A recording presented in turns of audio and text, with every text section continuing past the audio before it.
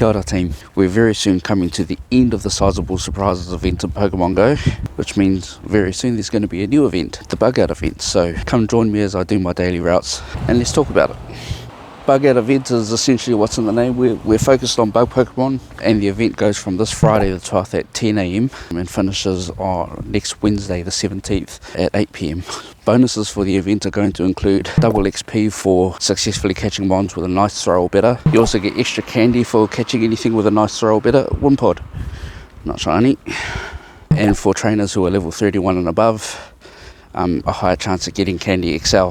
That also pertains to catching mons on a nice throw or better, which could come in handy actually for one of the regionals that's coming up, which we will talk about shortly. Last bonus mentioned for the event is there will be a higher chance of catching a shiny Burmy or Combi, which both have different variants depending on the gender that you catch. Wimpod, still no shiny. That's just how some of these things go, isn't it? Okay, noticeable wild encounters, starting off with the least exciting. Because it can't be shiny, Seawaddle. Everything else event specific can be shiny, which is Shuckle, Kricketot, Combi, Dwebble. Take note of the last three, Caterpie, Weedle and Wurmple, because those are 12k evolution mods and could help you out in a massive way if you're looking to build as much XP as you can in the game at the moment. If you're lucky in the wild, you could also encounter Cutiefly or Nincada. Okay, next, talking field research. All of the field research encounters can be shiny. I'd suggest taking note of particularly the Paras. If you're not having issues with research encounters and being able to stack them, stack those if possible because of the high base catch rate for Stardust. It'll be awesome if you can encounter those when there's an actual Stardust bonus going, like a community day for Triple Dust. Everyone knows I need it. And then there'll also be Carablast and Shelmets in some of the research tasks, as those two are trained to evolve mons. Hatched an egg, which means I can now do my balloon. Let's go, no shiny. Let's finish off this route and carry on with the last one. Wimpod, no shiny again.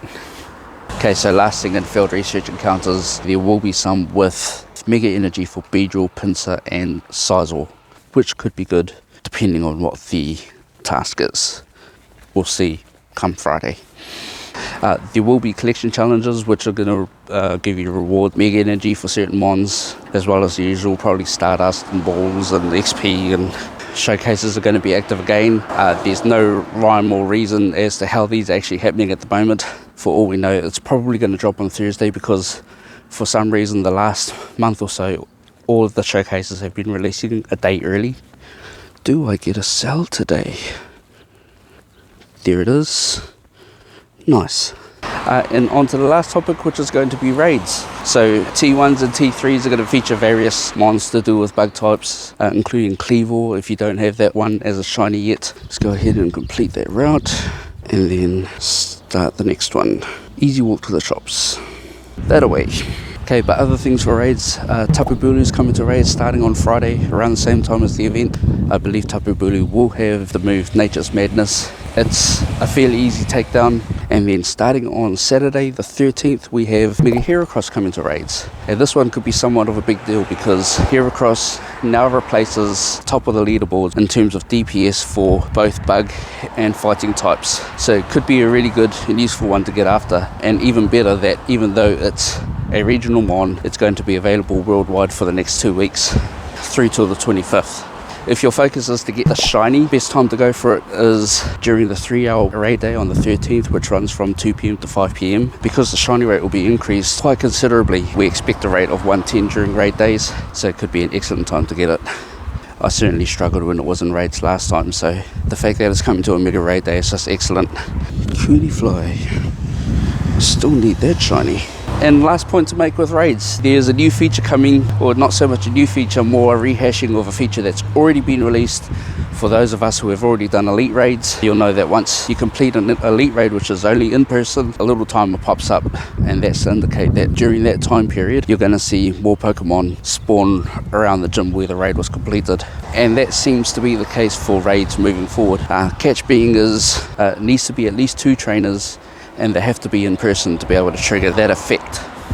But once the effect is in place, the effect is there for everyone to utilise. So another way that they're trying to incentivise in-person raids, which overall isn't a bad thing. Wimpod, non-shiny. But yeah, in terms of the gist of the event, that's going to be it.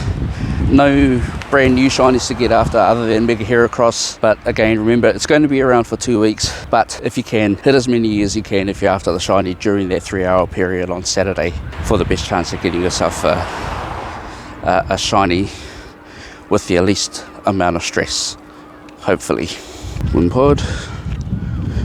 But team, for now, that's going to be the video. As always, if you do enjoy the content, or if you're looking for perhaps a little bit of early insight as to what the event's going to be like in person, checking out some of the research tasks and the collection challenges, then do subscribe to the channel, turn on your notifications, because that'll be the first thing I do come this Friday once the event drops. I'll be out there getting the grind on and posting a video up as soon as I can so that we can see what it's all about.